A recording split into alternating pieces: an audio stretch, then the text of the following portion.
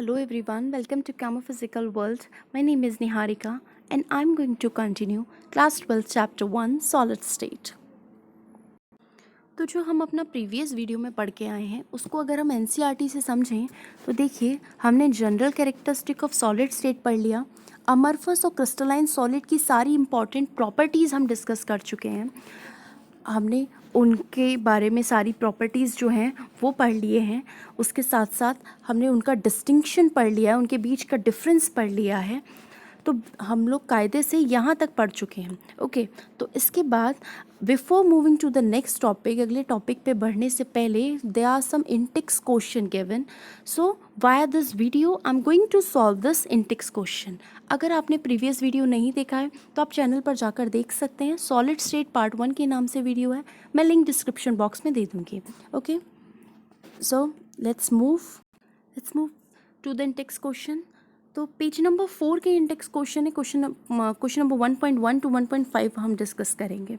Okay, तो first question we have, why are solids rigid. जो solids हैं वो रिजिड क्यों हैं। अब रिजिड का मतलब वो ठोस क्यों है। तो कुछ 3 से 4 पॉइंट जो बहुत इंपॉर्टेंट है हमें याद रखने हैं। सबसे पहला, जो इंटरमॉलिक्यूलर फोर्सेस है सॉलिड में वो कैसा है, बहुत स्ट्रॉन्ग है।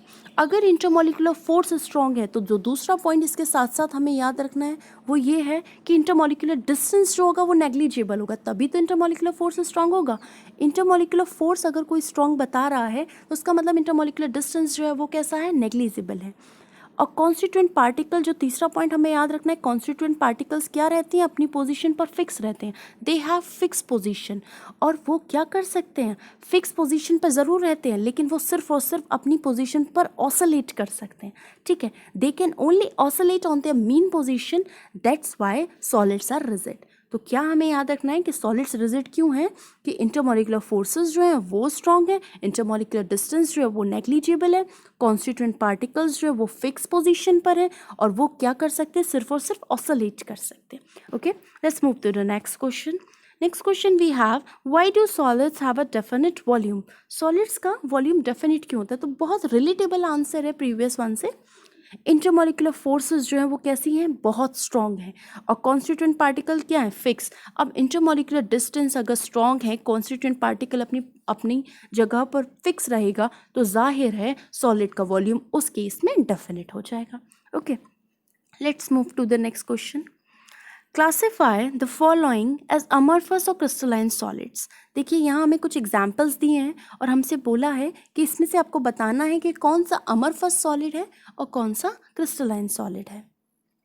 तो देखिए, polyurethane, naphthalene, benzoic acid, Teflon, potassium,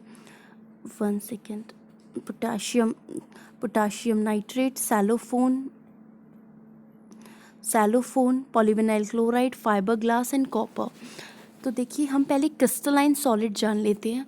जब भी आपको क्रिस्टलाइन सॉलिड बोला जाए आप अपने दिमाग में एक इमेज बना लीजिए that crystalline solid is somewhat, जो कि जिसका फिक्स पोजीशन है, जो कि रेगुलर पैटर्न फॉलो कर रहा है, एक पीरियोडिकली पैटर्न है जो कि रिपीट हो रहा है बार बार। ठीक है, having something crystal like shape, so that is crystalline solid. आप अपने दिमाग में उसका इमेज पहले से बना लीजिए जब भी आपको क्रिस्टलाइन सॉलिड सुनने को मिले। तो नैप्थेलीन आपने सुना होगा, नैप्थेलीन बॉल्स होते हैं जो कि समर क्लोथ्स में विंटर क्लोथ्स में डाले जाते हैं। बेंजोइक एसिड लैब में आसानी से मिल जाता है, शायद आपने देखा हो। पोटाशियम नाइट्रेट, बेंजोइक एसिड और पोटाशियम नाइट्रेट दोनों ही क्रिस्टल्स की तरह होते हैं, क्रिस्टल शेप में होते हैं। और कॉपर तो आपने देखा होगा। तो ये सब एग्जाम्पल हुई क्रिस्टलाइन सॉलिड के। उसके साथ साथ polyurethane, Teflon, cellophane, polyvinyl chloride और फाइबर ग्लास, ये सब एग्जाम्पल हैं अमरफस सॉलिड के। Okay, let's move to the next question. Next question we have, why is glass considered as a super cooled liquid. सबसे पहले याद रखिए ग्लास किसका एग्जाम्पल है, अमरफस सॉलिड का एग्जाम्पल है। और अमरफस सॉलिड क्या नहीं थे, अमरफस सॉलिड ट्रू सॉलिड्स नहीं थे। उनके लिए हमने वर्ड दिया था स्यूडो, PSEUDO, अगर आपको याद हो, स्यूडो सॉलिड। और स्यूडो का मतलब ही था फॉल्स, जो कि सही नहीं है, फॉल्स है। तो अमरफस सॉलिड कैसे हैं, फॉल्स सॉलिड हैं। क्यों, क्योंकि उनके पास टेंडेंसी होती है लिक्विड की तरह फ्लो करने की, बहने की, इसीलिए उनको क्या कहा, फॉल्स सॉलिड कहा, क्योंकि सॉलिड तो नहीं बहता, इसलिए उनको फॉल्स सॉलिड कहा। और उसको सुपर कूल लिक्विड भी कहा, क्यों, क्योंकि वो लिक्विड की तरह धीरे धीरे ग्रेजुअली फ्लो करना शुरू कर देते हैं। तो क्वेश्चन हमसे पूछ रहा है कि ग्लास क्यों सुपर कूल लिक्विड है, तो ये हमने आपको बता दिया। तो आंसर हम देख लेते हैं, सिमिलर टू लिक्विड, लिक्विड की तरह ग्लास के पास भी टेंडेंसी होती है, यानी अमरफस सॉलिड के पास भी टेंडेंसी होती है क्या करने की, फ्लो करने की, ग्रेजुअली, बहुत धीरे धीरे फ्लो करने की टेंडेंसी होती है। इसीलिए ग्लास को क्या कहा गया है, सुपर कूल्ड लिक्विड कहा गया है। और इसका एग्जाम्पल हमने आपको विंडो पैन्स और विंडोज़ के डोर्स के लिए बताया था। विंडो डोर्स जो हैं वो क्या होते हैं, वो ऊपर से तो थिन होते हैं, लेकिन नीचे आते आते वो क्या हो जाते हैं, वो थिक हो जाते हैं। और वो थिक क्यों हो जाते हैं, वो इसीलिए थिक हो जाते हैं क्योंकि फ्लो कर रहा है ना ग्लास, तो फ्लो कर रहा है, वो ऊपर से नीचे की तरफ फ्लो करेगा, वो ऊपर से नीचे की तरफ फ्लो करता है और नीचे वो क्या होते जाते हैं, थिक होते जाते हैं। अब ये क्वेश्चन इस तरह से भी पूछा जा सकता है that why do window panes and door windows get thicker at the bottom, कि वो थिकर क्यों हो जाते हैं बॉटम में, उसका यही आंसर होगा। ओके, सो देखिए यहाँ पे है, ये विंडो पेन्स हैं, ये नीचे आते आते क्या हो जाएंगी, जैसे जैसे नीचे आता जाएगा ना, ये थिक होता जाएगा, इसका जो बॉटम है। यहाँ देखिए बहुत ही क्लोज पिक्चर है थिक का, आप देखो तो नीचे देखिए कितना थिक हो गया ये ग्लास। ठीक है, let's move to the next question then. Refractive index of solid is observed to have the same value along all direction.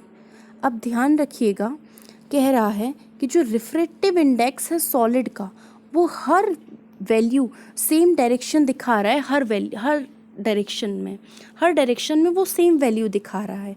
Mind it, refractive index एक प्रॉपर्टी है किसी सॉलिड की, जो कि जितनी डायरेक्शंस में मैं देख रही हूँ, हर मतलब यहाँ हर डायरेक्शन में वो मुझे क्या वैल्यू दिखा रहा है, सेम वैल्यू दिखा रहा है। अब ये किसका एग्जाम्पल हो सकता है, ओके उसके आगे वो क्वेश्चन बोल रहा है, comment on the nature of the solid. इस सॉलिड के नेचर पे हमें कमेंट करना है कि वो किस तरह का सॉलिड है, उसका क्या नेचर है, और क्या वो सॉलिड जो है वो क्लीवेज प्रॉपर्टी दिखाएगा या नहीं दिखाएगा। अब क्लीवेज प्रॉपर्टी से क्या मतलब है, क्लीवेज प्रॉपर्टी का मतलब है अगर हम किसी उसे शार्प टूल से हम उसे काट रहे हैं तो क्या हमें एक स्मूथ फिगर मिल रहा है, हमें क्या एक स्मूथ एज का स्मूथ फिगर मिल रहा है या नहीं मिल रहा है। Okay, so let's see. सो देखिए सबसे पहले हम लोग ये देख लेते हैं, ये है क्रिस्टलाइन का एग्जाम्पल और ये है अमरफस का एग्जाम्पल। अब अगर आप क्रिस्टलाइन में देखें तो एक पैटर्न फॉलो हो रहा है, green then pink, green then pink, और एक इक्वल डिस्टेंस पे एक यहाँ एक पैटर्न है जो पीरियोडिकली रिपीट हो रहा है। वहीं हम यहाँ बात करें तो यहाँ कोई पैटर्न नहीं, आपको दिख रहा होगा कोई भी मॉलिक्यूल कहीं भी सर्कुलेट कर रहा है।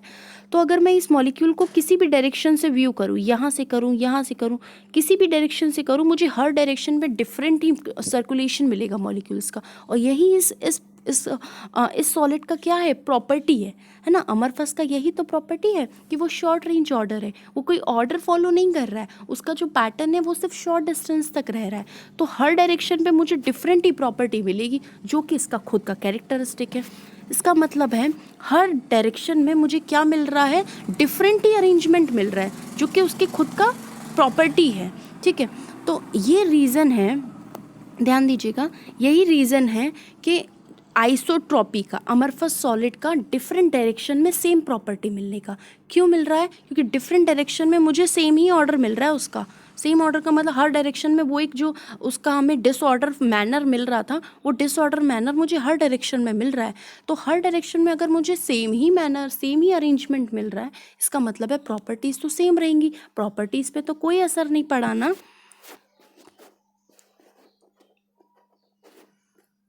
फिर then here is the example.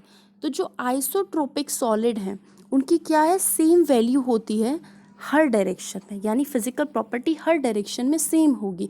क्यों होगी, मैंने अभी आपको बता दिया, उनके अरेंजमेंट में कोई चेंज नहीं आ रहा है। और अरेंजमेंट में चेंज नहीं आएगा, जैसे पहले वो डिसऑर्डर में थे, बाद में भी देखने में वो डिसऑर्डर में है, इसीलिए उनकी वैल्यूज प्रॉपर्टी की क्या रह रही है, सेम रह रही हैं।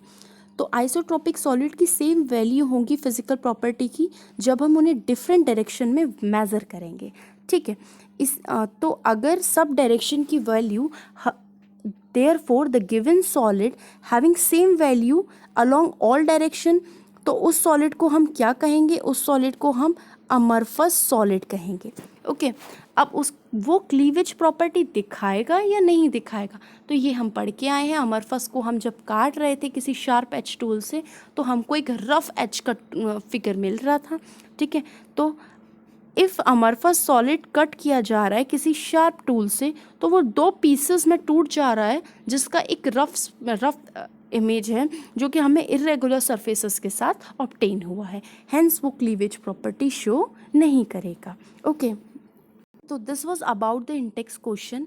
हम नेक्स्ट वीडियो में जो पढ़ेंगे, हम लोग उसमें पढ़ेंगे क्लासिफिकेशन ऑफ क्रिस्टलाइन सॉलिड का। अब हम क्लासिफिकेशन पढ़ेंगे जो कि उनके बीच की बाइंडिंग फोर्सेस के बेसिस पर क्लासिफाइड है 4 कैटेगरीज में। तो जैसे कि आयनिक हुआ, मोलिकुलर हुआ, मेटालिक हुआ और कोवलेंट एंड नेटवर्क सॉलिड हुआ।